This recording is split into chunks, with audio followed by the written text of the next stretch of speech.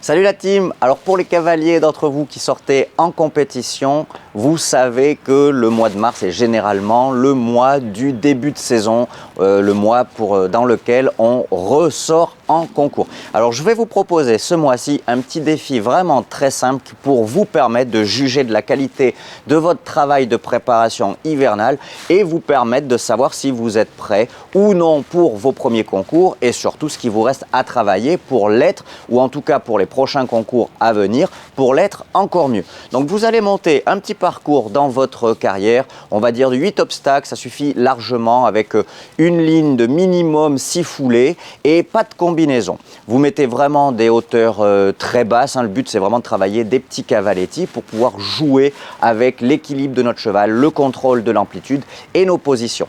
Idéalement, on va partir pour 3 fois le même parcours. La première fois, vous allez demander à votre cheval d'aborder chaque obstacle impair dans un galop tranquille, un galop de travail. Et chaque obstacle pair dans un galop un petit peu plus vers l'avant, un galop moyen. Donc le 1, tranquille, rassemblé, je m'articule, je saute. Et le 2, un petit peu en allant. Je reviens en place pour le 3, un galop tranquille, connecté, un petit peu galop de dressage. Je saute le 3 et j'avance pour le numéro 4 et ainsi de suite.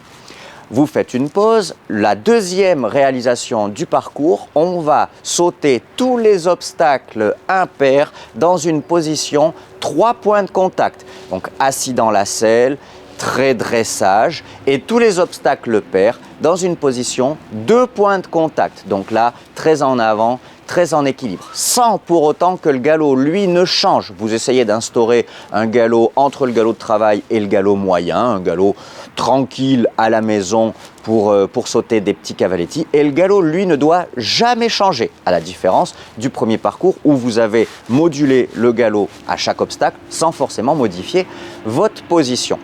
Et enfin, le troisième parcours, vous ne modulez pas le galop, vous ne modulez pas votre position, mais par contre, vous essayez d'aborder chaque obstacle impair avec des rênes très longues et le cheval très libéré devant, et chaque obstacle pair en remontant sur vos rênes pour vous rapprocher de la longueur de rêne un petit peu concours. Et ainsi de suite, on essaie de moduler sur l'ensemble du parcours l'attitude de notre cheval. Le but est vraiment de vérifier si on a tous les éléments de calme, de décontraction, de disponibilité, de gestion de l'amplitude, de gestion de l'équilibre par nos positions, de gestion de l'attitude et donc de la souplesse et de la décontraction par la modularité de la longueur de rêne et de l'attitude de notre cheval. Et si vous avez ça, vous pouvez vous féliciter de la qualité de travail hivernal que vous avez fait avec votre cheval et vous pouvez partir en concours en étant rassuré, tout devrait très bien se passer.